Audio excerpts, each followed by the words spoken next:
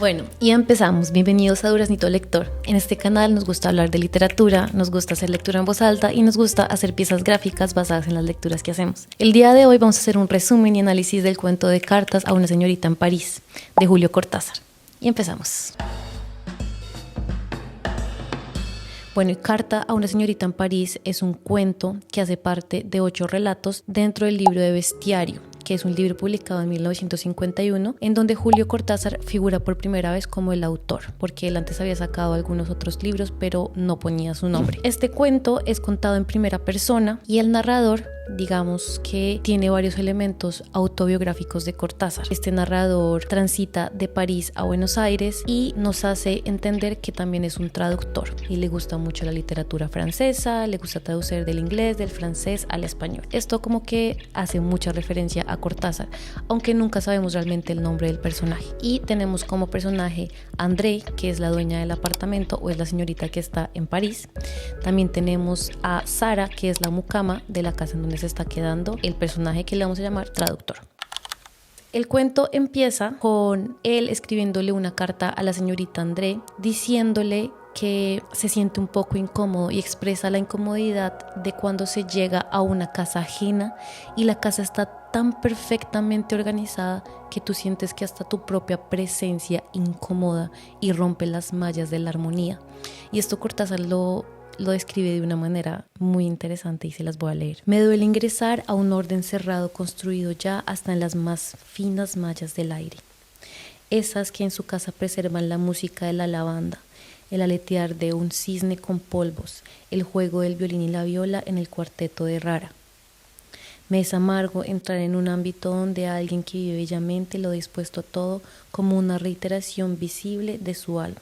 Acá vale resaltar que el cuarteto de Rara no lo encontré online, pero se hace entender que es una casa en donde se escucha mucho como este tipo de música clásica. Bueno, entendemos que la casa está finamente decorada, que tiene almohadillas, que tiene tacitas de té, que tiene pinzas para coger los cubitos de azúcar, que tiene cristales, que tiene esculturas, que tiene una vasta librería con libros ingleses, franceses y en español. También hace referencia que tiene bustos de Antino y fotografías de Miquel de Unamuno, lo que nos infiere que esta persona también trabaja como en historia o en literatura y de pronto se conoce con el personaje, el traductor, por ámbitos laborales y profesionales. Realmente André en ese momento se encuentra en París y André nunca forma como un personaje activo dentro del cuento, porque el cuento es nada más una carta que le escribe él a ella. Y André le dio o le prestó el apartamento a él mientras ella se va unos meses a París. Y él cuenta como su vida es como una vida un poco atormentada, una vida que consiste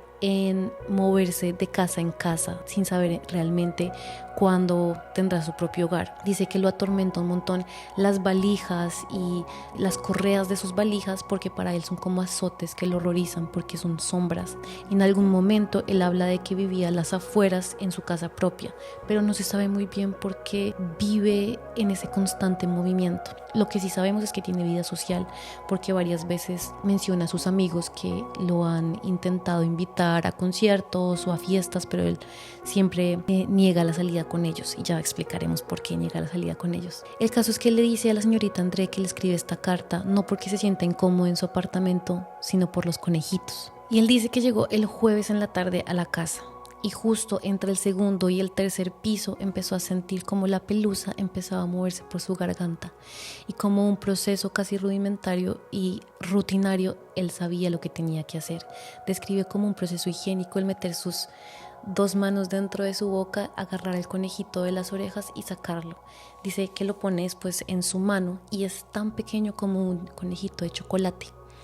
Es un conejito más pequeño de lo normal, pero es un conejo real. No es un conejo como un conejo de una caricatura o un conejo irreal, sino es un conejo de verdad, blanquito, chiquito y muy contento de haber nacido. Y aquí cuenta cómo él no puede avergonzarse por vomitar conejitos de vez en cuando, que es algo que él no anda contándole de cuando en cuando a la gente, sino es algo muy privado que siempre ha mantenido para él. Cuando él vivía en su casa a las afueras, decía que era fácil tener a los conejitos porque él vomitaba un conejito una vez por mes o una vez cada 5 semanas o cada 6 semanas si tenía suerte y todo era ya una rutina.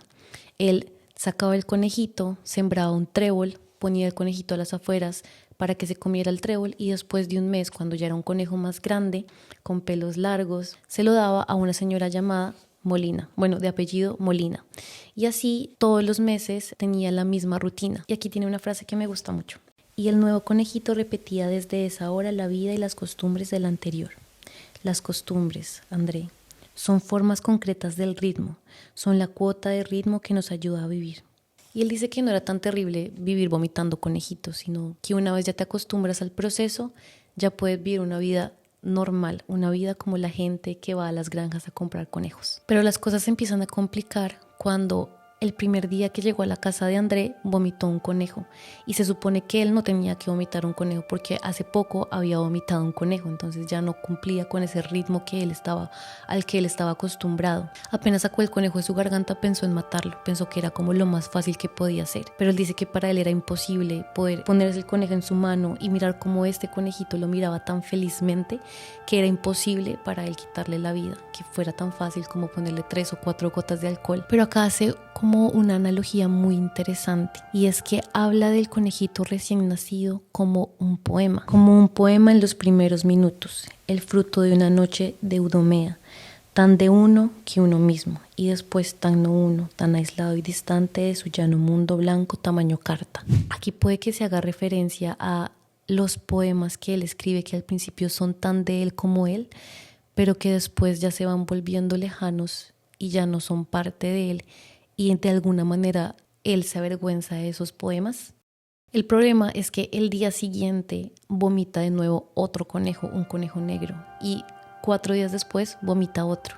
Al final ya tiene 10 conejos y los 10 conejos los guarda en el día en el armario de la señora. Por las noches es el día de los conejos, o sea, por las noches los saca, los alimenta y los deja libres por el salón. Pero entonces, ¿qué pasa? Los conejitos empiezan a crecer y empiezan a jugar. Y él todas las noches cuando Sara se va a su habitación, él saca a los conejitos en el salón y ellos empiezan a jugar y se empiezan a mover como casi todos al mismo tiempo, como una constelación que se mueve, dice, como puntitos blancos de una constelación que se mueve a través del salón. Y él durante toda la noche tiene que cuidarlos y estar pendiente. Él siempre había querido poder leer muchos libros que estaban en la librería de la señora André, pero no puede porque todas las noches prácticamente la pasa en vela. Y se vuelve como una rutina, la pasa en vela, ellos juegan, los alimenta con harto trébol y después, más o menos a las 5 de la mañana, él empieza a limpiar todas las pelusas, todos los tréboles que quedan desmenuzados, hace la limpieza y ya después, entre las 9 y las 10, llega Sara, la señora Sara, la mucama, a hacer la limpieza. Y él solamente tiene la sensación de que ella le quiere hacer alguna pregunta porque sospecha de algo, pero nunca le pregunta nada. Ya después nos cuenta que ya han pasado 15 días y en los últimos 15 días no ha vomitado ningún nuevo conejillo. Entonces ya está aprendiendo a vivir de nuevo una nueva rutina con estos 10 conejos y digamos que está en paz, un poco más tranquilo. Pero digamos que en este momento cuando estaba escribiendo esa carta y estaba diciéndole exactamente a André cómo estaba más tranquilo porque ya habían pasado 15 días y no había vomitado ningún conejo más, él tiene que salir a trabajar y cuando está volviendo y está subiendo entre el segundo y el tercer piso del ascensor, vomita el 11º conejo.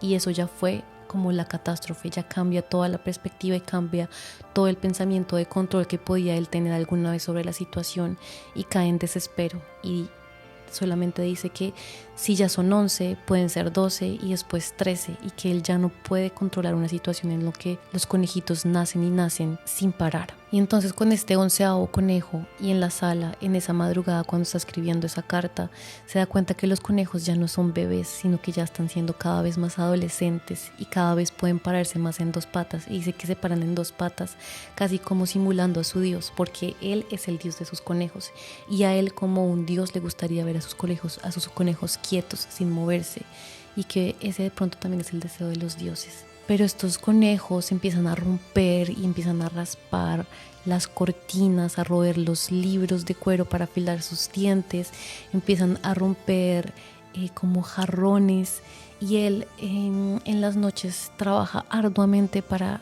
disimular todos estos rasguños y disimular todos los daños que hacen los conejos. Pero esta madrugada en específico vio a los conejos andando en círculo y gritando. estaban andando el círculo como alabándolo a él. Y él dice que los conejos gritaban como se supone que los conejos no deben gritar. En este momento ya la situación se sale de control y él dice que en vano ha intentado limpiar todos los pelos de conejo, que ha intentado organizar absolutamente todo, pero que ya no puede. Y que de alguna manera ya no siquiera le da vergüenza que Sara se entere que hay conejos.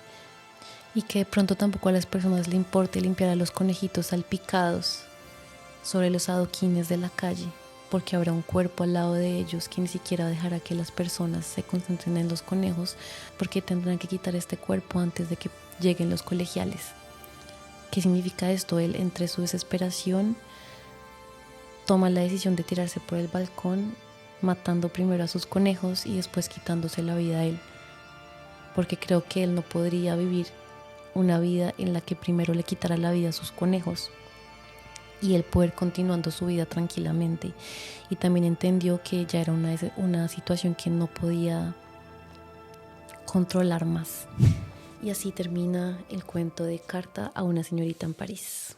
Bueno, y la miniatura que ven en este video es una pieza gráfica que hice basada e inspirada en este relato. Si les gusta este contenido, no olviden darle seguir y a la campanita. Chao, chao.